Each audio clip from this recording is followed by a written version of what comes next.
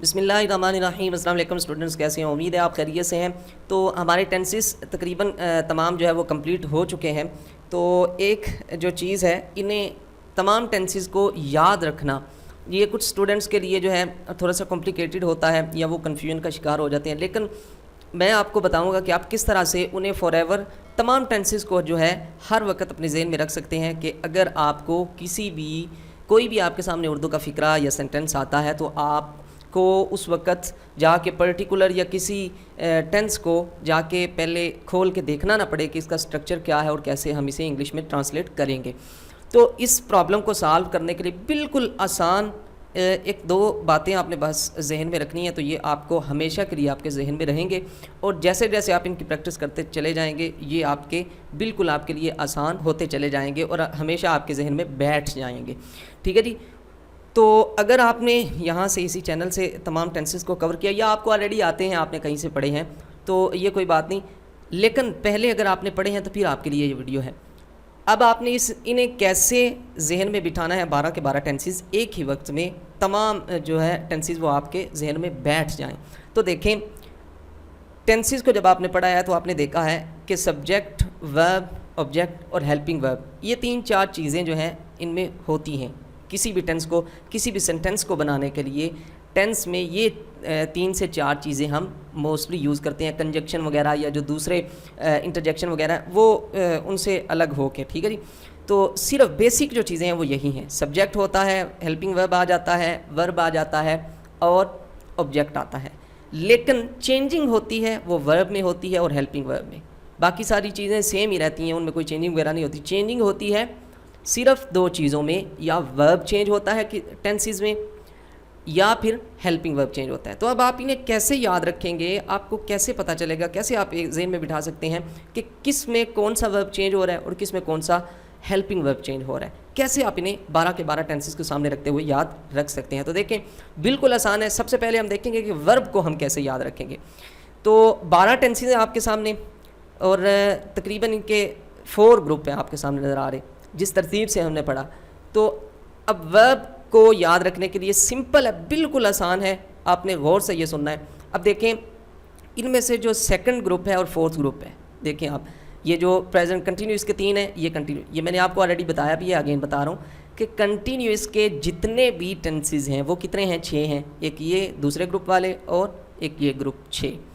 इनमें वर्ब हमेशा present participle आता है। मसलन वर्ब की पहली form plus ING, eating, going, इस तरह का वर्ब, इन 6 टेंसेस में वर्ब यही यूज़ होता है। ठीक है जी। तो 6 टेंसेस का वर्ब आपके जहन में बैठ गया। उसके बाद है तीसरा ग्रुप, यानी जो परफेक्ट के टेंस हैं। ठीक है जी। सिंपल परफेक्ट के, present perfect, past perfect, future perfect, जो परफेक्ट के तीनों टेंस हैं, यानी तीसरा ग्रुप, इसमें वर्ब की तीसरी फॉर्म हमेशा लगती है। ठीक है जी, ये भी आपके जहन में बैठ गई। उसके बाद रह गए पहले 3 इनडेफिनेट के।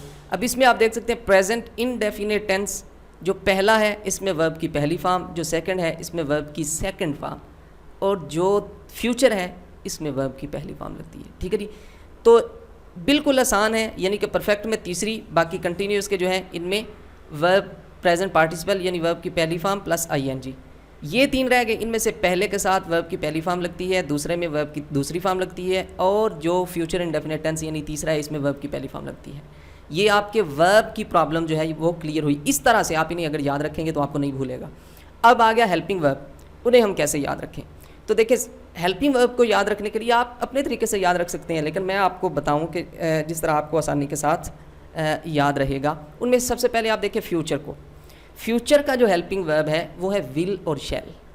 अब ये 4 टेंसेस हैं, हेल्पिंग वर्ब चारों इनमें मुख्तलिफ होगा, लेकिन थोड़ा सा डिफरेंस इसमें होगा। किसी में कोई लफ्ज़ ज़्यादा कर दिया जाएगा, किसी में कोई कम कर दिया जाएगा, लेकिन होगा विल शैल ही। तो जो पहला है फ्यूचर इंडेफिनिट टेंस, इसमें हेल्पिंग वर्ब है विल शैल, इनमें से कोई एक लगेगा। किसके साथ विल शैल लगेगा ये सारी चीज़ें आप सीख चुके हैं।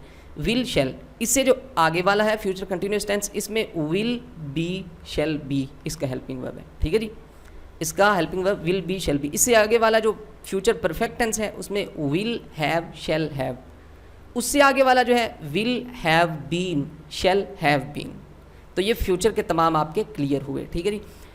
उसके बाद आप देखेंगे कि इनमें से जो प्रेजेंट परफेक्ट के हैं, आप उन्हें देखें। इनमें से जो फर्स्ट है प्रेजेंट परफेक्ट टेंस, इसमें है हैज़, हैव। पास्ट परफेक्ट इसमें हैड, बाकी ये नीचे वाला मैंने आपको बता दिया, विल हैव, शैल हैव, ठीक है। इसमें हैज़, हैव, इनमें से कोई एक पास्ट परफेक्ट टेंस का हेल्पिंग वर्ब है हैड। अब जो इससे आगे जिनमें जो परफेक्ट भी हैं, कंटिन्यूस भी हैं, उनमें सेम इसी के जो है हेल्पिंग वर्ब है, सिर्फ एक वर्ड ज़्यादा होगा। यानी इसमें था हैज़, हैव, तो इसमें है हैज़ बीन या हैव बीन। इसमें हैड था, इसमें हैड बीन। इसमें विल हैव, शैल हैव था, इसमें will have been, shall have been. तो ये तकरीबन आपके कवर हुए 8। अब आपके 2 ये रह गए, 2 ये रह गए। इसमें जो प्रेजेंट इनडेफिनेट टेंस है, इसका हेल्पिंग वर्ब है डू या डज, ठीक है जी। वर्ब की पहली फॉर्म है डू, डज, ठीक है जी। और जो दूसरा टेंस है, इसमें वर्ब की भी दूसरी फॉर्म है और डू की भी दूसरी फॉर्म जो कि डिड है, इसका हेल्पिंग वर्ब वो है, ठीक है जी। इसका हेल्पिंग वर्ब है डू या डज, इसका हेल्पिंग वर्ब है डिड। बाकी ये दोनों रह गए, present continuous tense, past continuous tense. तो इसका हेल्पिंग वर्ब है इज़, एम, आर में से कोई एक। पास्ट कंटिन्यूस टेंस का हेल्पिंग वर्ब है वाज या वर। इस तरह से अगर आप इन्हें जहन में बिठाने की कोशिश करेंगे, थोड़ा सा आपको प्रैक्टिस तो करना पड़ेगा, 2-4 दफ़ा आप इसे सुनेंगे, फिर लिख लें किसी जगह पे, इसी तरह जिस तरह ये टेबल बना हुआ है इसे लिख लें, फिर इनकी थोड़ी सी प्रैक्टिस करेंगे तो ये हमेशा के लिए आपके जहन में बैठ जाएंगे। और अगर आपको टेंसेस आते होंगे तो इंग्लिश से आप भागेंगे नहीं। आगे एक्टिव वॉइस, पैसिव वॉइस हैं, डायरेक्ट, इनडायरेक्ट हैं, जितनी भी आगे चीज़ें हैं तकरीबन ज़्यादातर जो है वो टेंसेस पे बेस करती हैं, और टेंसेस आपके लिए बहुत ज़्यादा ज़रूरी हैं अगर आप इंग्लिश को सीखना चाहते हैं, इंग्लिश को रट्टे से बचना चाहते हैं इंग्लिश में। तो ये सारी चीज़ें आप जहन में बिठाएं और इन्हें अच्छे से सुनें, समझें और लिखें और याद करें और इनकी प्रैक्टिस करें। इंशाअल्लाह अज़ीज़ ये हमेशा के लिए आपकी प्रॉब्लम ख़त्म हो जाएगी। अपना बहुत सारा ख्याल रखिएगा। अल्लाह हाफ़िज़।